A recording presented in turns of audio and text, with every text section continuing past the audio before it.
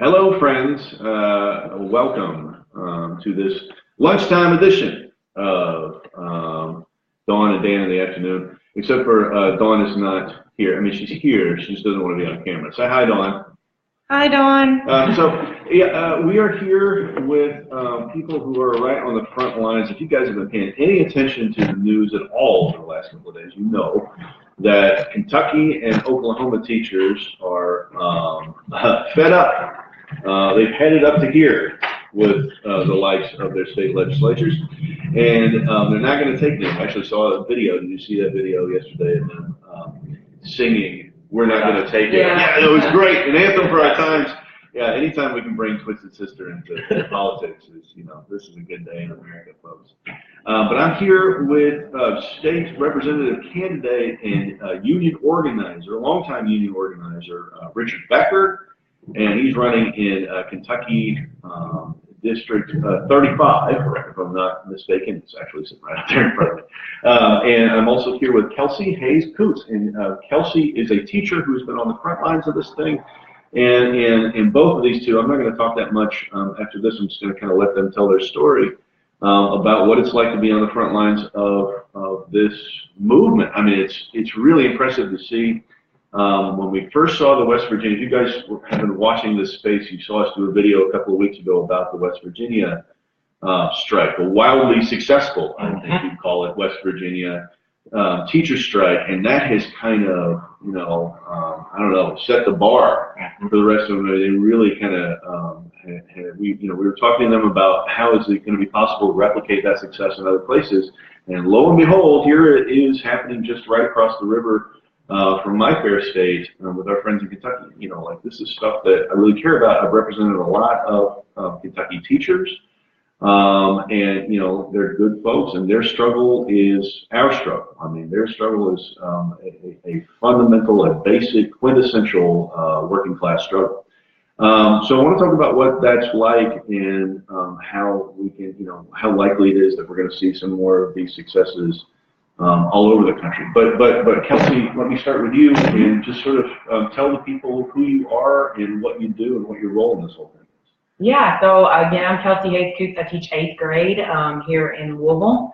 And there is a Facebook group called Kentucky 120 United that really sort of helped spark the grassroots movement that led to the stickouts on Friday. My role is I am helping organize in Louisville as a part of that movement. Okay, and so how long have you been teaching here? I've been teaching in Louisville for 4 years, but 6 years total. And I'm originally from Western Kentucky, so Louisville is not home, but it's becoming home now. So how did this come about in Kentucky? Can you sort of tell people either one of you? Can you tell people what's going on the ground in Kentucky and why are there these teacher walkouts? Why is everybody so upset, basically? Yeah, so early in the session, Senate Bill 1 was proposed, and that was going to affect teacher pensions. Originally, the bill, not to be too wonky about it, but it was going to reduce the cost of living increase that teachers would get from 1.5% to 0.75%, I believe, and then later 1%, along with some other things. That dealt with sick days, shifted costs to more to districts, changed new hires, what their pension would be. But last Thursday night, the reason why action has taken place now, all indicators really showed that SB 1 was dead, that it was not going to pass this session, as Monday was really the last day that they could pass things.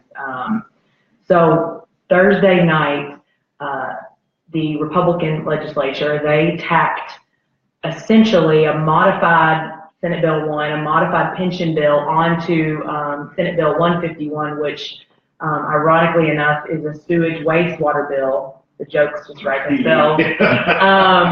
But so they passed it essentially. And so on Friday there were Fayette County really led the way, and they were the first county to do a sick out. And then so wait, what's a sick out? Can you sort of talk about that? All the teachers called in sick, and so that put pressure on the districts to then close. So Fayette County was the first to really kind of be called out. Then there were some districts in eastern Kentucky, and then Jefferson County ultimately closed on Friday morning. So the bill didn't pass the House. Jefferson County's Louisville for our northern friends. Yeah. So the bill didn't pass until pretty late on Thursday night. I mean, it was like almost midnight. But so we did not have 120 counties or 120 strong on Friday, but the two largest districts were out, which really sent a signal. So this was truly like a grassroots movement. People are fired up about the attacks on public education as a whole, and just really are saying enough is enough. And so yesterday, though, yesterday was really 120 strong. Yeah. What happened yesterday? So yesterday there were, Richard, do you know how many districts total were already on spring break? I don't know the exact numbers. Like 80% of them, I think it's pretty high. Yeah. Okay. So like 80% of the districts were already on spring break, so Louisville included, so I'm on spring break. But the districts that were not on spring break, they called out, either their superintendent did or teachers led their district in a stick out to where it forced their district to close. So we truly had 120 strong. We rallied at the Capitol yesterday. I think estimates I saw were that there were 10,000 people there, right? 10,000, is that what you're saying? 10 and 12. Yeah. It was another beast. It was an awesome environment, the feeling of solidarity, and then people they really knew why they were there. There were parents, there were public employees, there were students. This is all about more than just teachers. And I know teachers in the media, they get the most, press, I guess, but it's definitely about more than just teachers. We'll say more about that. I mean, how is it about more than teachers? Well, so we're rallying. What's on the line? Okay, so we're rallying more than about just pensions. It is about, like I said, the future of public education in our state, or attacking our public education system. So one, our governor, and he has disparaged teachers multiple times, calling them ignorant, calling us names. So that, in itself is an attack. The new plan, SB 151 that passed, it actually did not do all the things that SB 1, the original pension bill, did, but the main thing was that it shifted new hires into this less secure plan. And so the main point is, if we cannot secure retirement benefits for our teachers, then how are we going to recruit and retain the best? So again, that's another attack on public education. It also shifted more of the cost. I believe it was like 1/3 of the cost to the districts, which then in already vulnerable districts or already cash-strapped districts, they can't afford that. So what will that do? I mean, you could eventually maybe raise taxes, but those are to people that don't necessarily have more money to give. So that's another attack on our public education system. And then as of yesterday, there was talks about providing funding for charter schools, because the last session charter schools passed, but we just needed a funding vehicle. So yesterday, part of the rally was about that, just about the outright, attack on our public school system, which affects us all. So. And so I'm here with Richard Becker and Kelsey Hayes Coots, if you're just joining us. And Richard, you were down there yesterday, yes. Right? And can you sort of describe the scene just from an organizer's perspective? Mm-hmm. Yeah, no, absolutely. I mean, I think the thing, one thing that I think is important to point out is that, when Governor Bevin and the legislature decided to take the attack to teachers, it was quite possibly the worst group of folks to try to take on in a fight like this, because teachers, whether they know it or not, are themselves organizers, whether they think of themselves like that or not. These are people who are used to dealing with. They command armies of small people. They do, they do, and they're used to dealing with armies of small people. In this case, small-minded people in our legislature. They're resourceful. They're used to being able to come up with a plan on the spot with whatever resources they have at hand and make it work, because they have to. And I think that was on display yesterday. Everything from, teachers have some of the best rally signs you would ever see. A lot of homemade t-shirts. What was the favorite sign? Can you give us a favorite sign? Well, so my favorite sign yesterday was probably the protest sign, S-I-N-E. Yeah, the bad. But I think my favorite last week was just the one that was a bright red apple with the worm coming out, and the worm's face was Matt Bevin. Yeah. And these are the people, Matt Bevin, if you're watching, and I know you are, these are the people that you're calling ignorant. That's right. Yeah, So which is clever. like the very definition of hubris. Also, unblock my finance director, Howard. Well, you know, and I think the other thing that we've been kind of alluding to that was on display yesterday was a really profound level of solidarity between the different types of folks who are affected by this pension bill. Not only that, but also yesterday we had the release and then subsequent passage of within hours of the state's budget. You know, this was not only teachers, this was state employees, the people who patch the potholes, people who work at the license branch where you get your driver's license, or people like the folks that my union represents, JCPS custodians. All of these folks, not only were their retirement benefits on the line, but the budget is going to affect how these folks are able to do or not do their jobs going forward. And so seeing, you know, school custodians standing side by side with school teachers, side by side with highway workers, and there were iron workers there and Teamsters there, EMTs, firefighters, police officers. It was really incredible, and it's kind of reminiscent of more historical labor events in labor history where you saw a united working class standing together. Yeah. Because, you know, so often in this country, one of the reasons the working class gets beaten down so much by the ruling class is because the ruling class has gotten really good, really deft at dividing people along lines other than class. Yeah, right-wing populism. That's right. Drug. That's right. That's right. Whether it's religion or race or any number of things, you know, the working class is divided by the right wing time and again. But yesterday we saw a lot of unity, which I think was really exciting and really powerful. That's the direction we got to go. So what?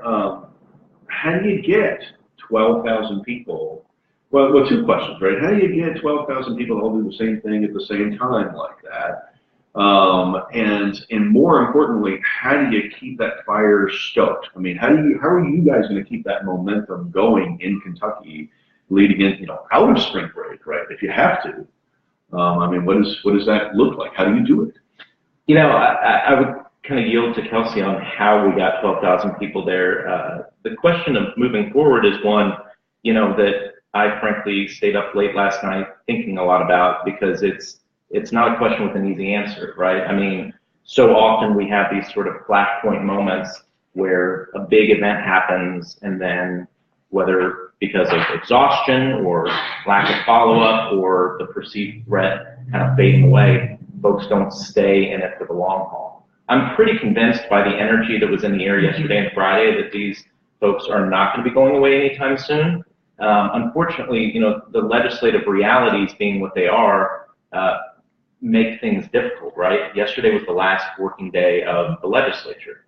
So unless Matt Bevin vetoes his own pension reform legislation or calls a special session to repeal his own pension reform legislation, we need to be looking longer term, which is to say toward November. But is the short-term plan to try to force a special session, or what is the talk right now? I mean, not to give away any state secrets. No, I mean, Go ahead. I think you're as qualified as any of I us was to just to answer that. say, It's I mean, the not- budget that was, you know, presented yesterday in the morning, and it was however many pages long. So I think right now we're really in like the regrouping phase. We're also not, I had a lot of questions of why aren't we marching today? You know, why aren't we there all week? Well, they're not there. They're not technically in session. They're not voting on anything. And our mission is part of the majority of the state is on spring break, and we truly wouldn't be 120 united, right? There would be certain districts that are continuously calling it sick and taking those larger actions.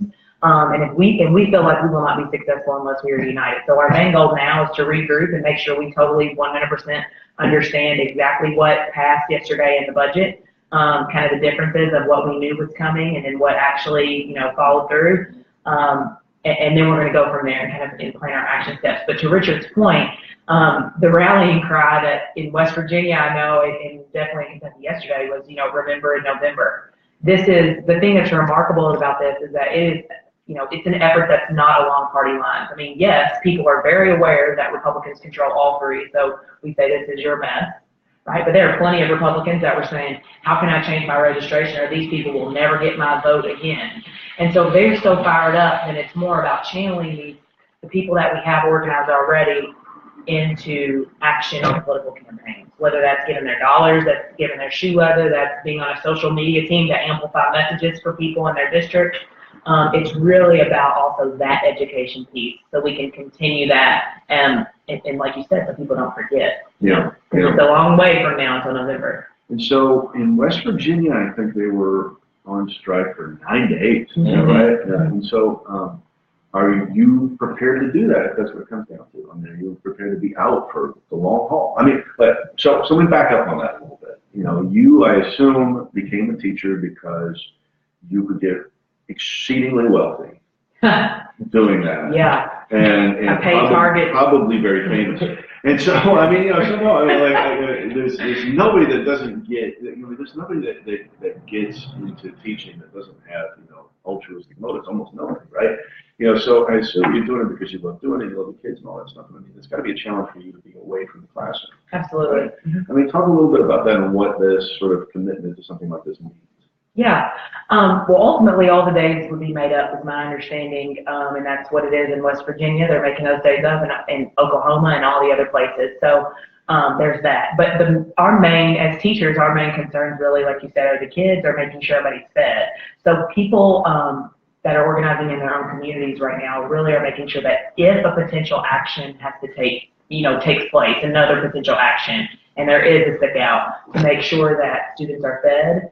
And we have shelter arranged, and that is really taking a page from the West Virginia organizers, because that is something that they did to get community support and make sure the kids come first, right? But if we can organize that, then the rest of it will follow. I mean, it's just unbelievable. Not to sit here and rant and rave, because Lord knows I can do it all day. But I mean, to think that, you know, you all, teachers, you know, because the legislature is not taking care of you, you go on strike, and then you've got to take care of hungry kids who have got, you know, they have no other source of food other than to come to the public schools. I mean, you know, that's how important you all are in their day-to-day life. I mean, it's just unbelievable. I mean, the level of detachment that you've got between elected officials and what's actually going on, what people actually need on the ground here in the wealthiest country in the history of the world, is really quite unbelievable. But I mean, to that point, I want to shout out something that's happening. I sent Richard a video this morning in Pike County, actually, in eastern Kentucky.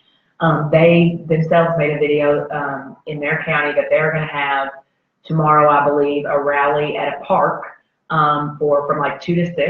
They're going to have elected officials that are going to be there for like an hour to talk to everybody that comes, and an hour of that is food drive. And organizers from each high school are going to make sure that they bring food to make sure that they can start to bank that up for students if that's needed. So again, that's just like a tangible example. Yeah, I think that gets to something else that is worth mentioning, which is, you know, spring break sort of coinciding with the legislators being away from Frankfurt presents a pretty excellent opportunity for a slightly different style of advocacy than what we saw Friday and yesterday, which is to say, you know, these legislators are all back home now.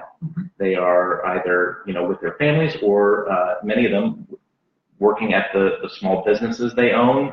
There's been a number of little pop-up rallies around the state at different legislators' businesses. There was a legislator who was complaining about it the other day because there were some protesters at his business back in his home district protesting because of his vote on another terrible bill from the session, HB 2, which was the workers' compensation reform bill, and he was complaining that they didn't understand why he voted for it and didn't understand the law. The point is, this is an opportunity to really get to a pressure point for these legislators, which is, you know, making clear to folks back home in their home district what it is they're up to in Frankfurt, because, you know, we can go to Frankfurt and get on MSNBC and get on CNN. But when you have, you know, the Barron County weekly paper covering a protest at, you know, so-and-so's whatever business, that's going to really hit home at home for these legislators in a way that maybe a rally in Frankfurt doesn't, because they can just take a police escort through the crowd, not even have to listen to what people are saying at the rally. What's the saying? Politics is local, or all politics is local. Yeah, that's right. Exactly. That's right. Right. Yeah. So I mean, like, what are some other strategies that you can apply? Is it useful then? Do you think to keep pressure on local media where these legislators are, where they reside, to try to keep, like, what's the best way to apply pressure on these folks? I mean, at some point, in what I was alluding to before, I mean, there's all these social consequences to teachers not being in the classroom, right? And that's what makes it so hard for you all to do something like this, and I understand that. But it's like, you impose those social consequences that hit the working classes the hardest, and you've got an aloof ruling class, as you say, that sits in Frankfurt or sits in Indianapolis or sits in Washington or whatever, and they don't care. And so how do you make them care, right, is where I'm going. I mean, I think there's a couple answers to that. First of all, I think it is that local pressure, right? Folks who live in these communities, reaching out to, showing up to events that these legislators have. There was a legislator somewhere out in eastern Kentucky who had a town hall with, I think, over 100 teachers there who all walked out in the middle of his response on the pension overhaul. Glorious. It was great footage, and but some of these folks simply aren't going to be moved, which is, I think, an unfortunate reality. I don't want to sound cynical, but when you have been put in office by certain people, by wealthy, greedy interests. You've purchased your office. Yes, your office has been purchased for you by the billionaires who support a particular agenda. You're not likely to have an Ebenezer Scrooge moment where your heart is changed by the tenderness of a story. Some of these people are bought and paid for, and that means we have to get them out of office. Thankfully, one tiny little silver lining here is that they chose to do all of these things, pass all of these terrible bills in a year where they're up for re-election. The entire House of Representatives is up, and a number of the state senators are up.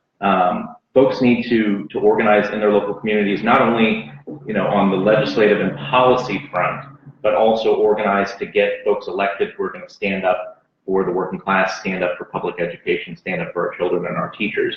And one thing that we saw that was really exciting was there were actually, unfortunately, after the vote last Thursday, there were a number of legislators who voted to gut pensions who didn't have challengers. The filing deadline to run as a Democrat or a Republican had already passed, but the filing deadline had not passed to run as an independent or as a write-in candidate. And so there were efforts around the state to recruit people as write-ins or independent candidates to challenge these legislators who once again did not have a challenger. So I thought that was pretty exciting to see that folks, I think even some of them in the pension system, public employees, right, stepping up to run for office, which, as you know and I know, Dan, is not a small thing to take on. It's not. To put your personal life on pause and be willing to step into the fray. But I think people like you running, people like me running, and people like these other educators and working class folks running is a real sign of the times if people are willing to do that. So what are you going to run for?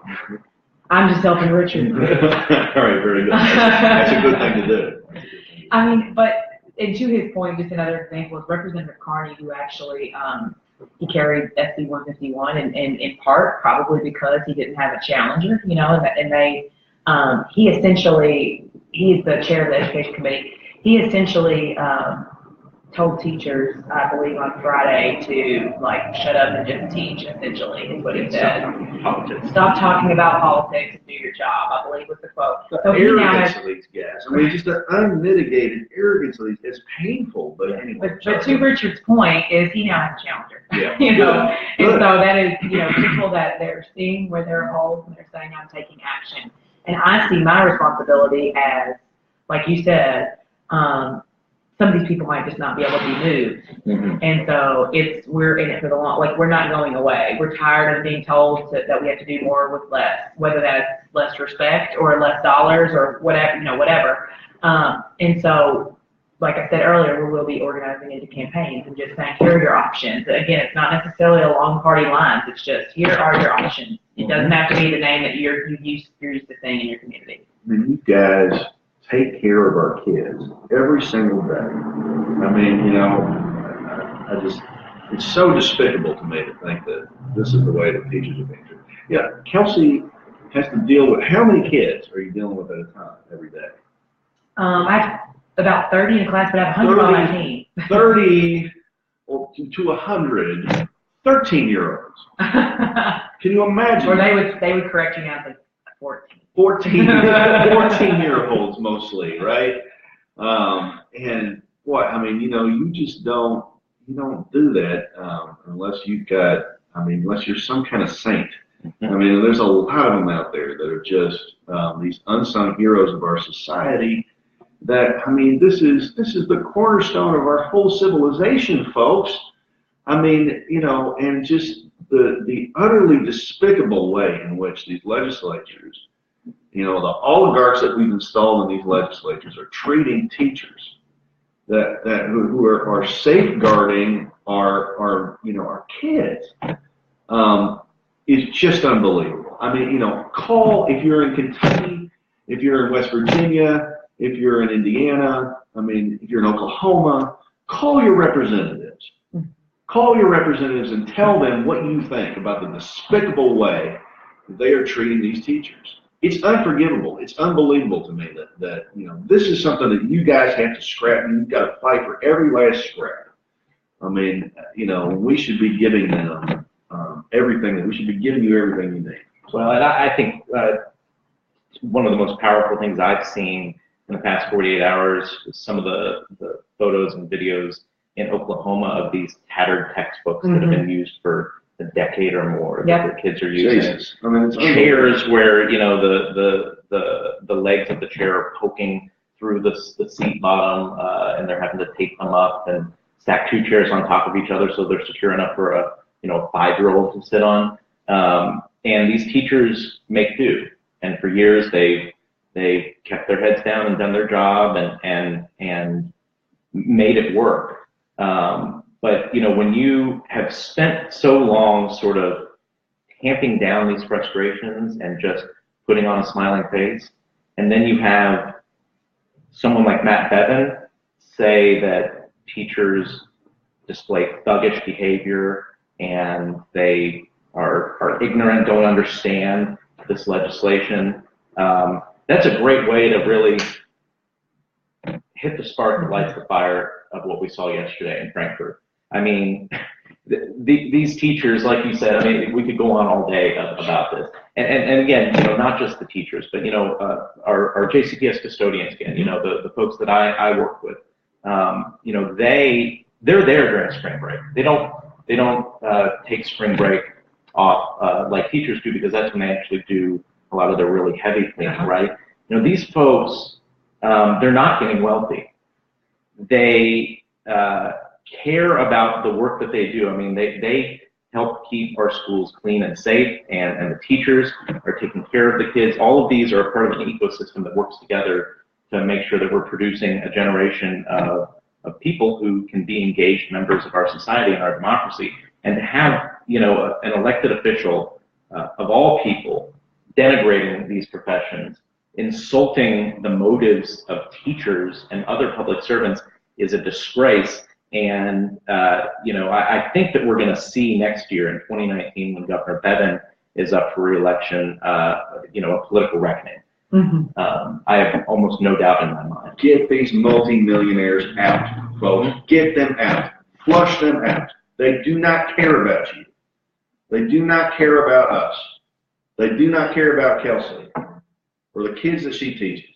It's unbelievable. I mean, yeah, well, anyway. And can I make just one more point here? You know, this is feeling a little bit like deja vu from a little over a year ago in Kentucky as well, when the legislature had first taken Republicans had first taken control of the legislature, and they introduced right to work and repeal of prevailing wage in the first few days of the session. Introduced it on a Wednesday. I was there with hundreds of other union folks for the hearing. where we were barred from entering the room because some folks from, I think it was Americans for Prosperity, had reserved the room for a breakfast meeting and then just stayed in their seats when the time for the hearing came.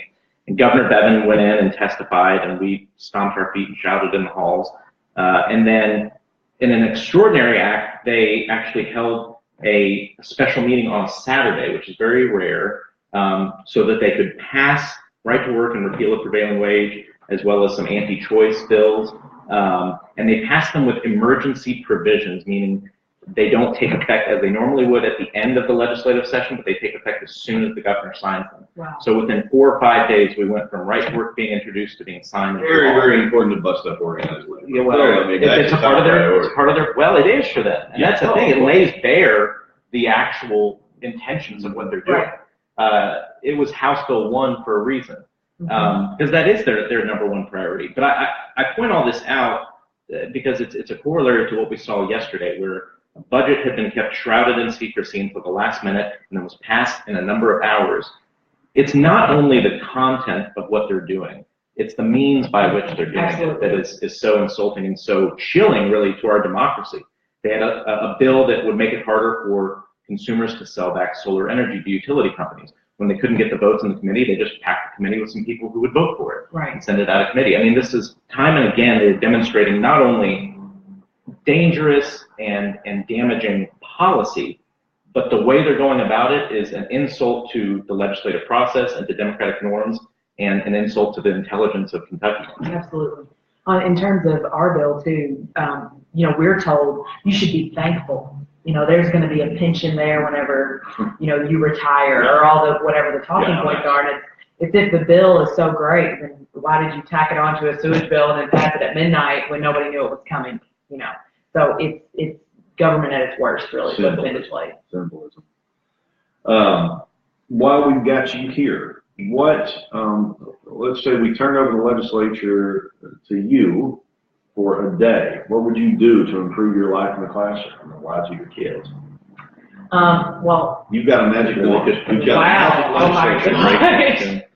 Well, for me, you know, the reason why I'm a teacher, just kind of let me paint like a broad picture, is to fight against education inequity. Okay, and I think that you could have as many excellent teachers, first-class teachers in the classroom, and that does affect a child's life 100%.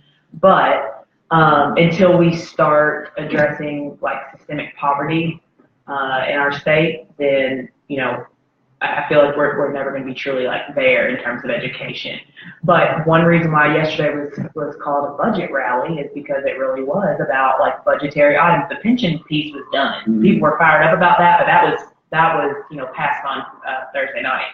So it is making sure just that we fully fund our public education system, and that means from preschool all the way up to higher ed, and then as well as make sure we have secure retirement benefits and insurance for teachers and public employees so they feel secure in their job to be able to do their job, you know, and they want to do their job. Because like I said earlier, if we cannot provide that security because teachers cannot draw Social Security, then, you know, we have to make sure that there's something in place for them to feel secure, like that it's going to be there, or they're not going to teach. They're going to go and teach in Indiana. Why would you? I mean, why would you? Right. You know? So that would be my first thing, I think.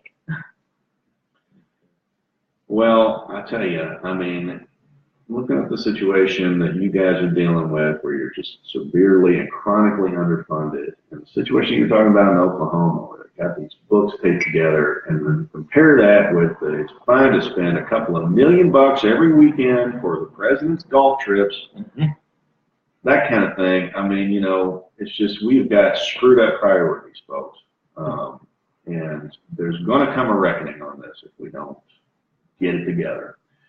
But you all are doing it, and you're leading the way, and thanks for doing what you're doing.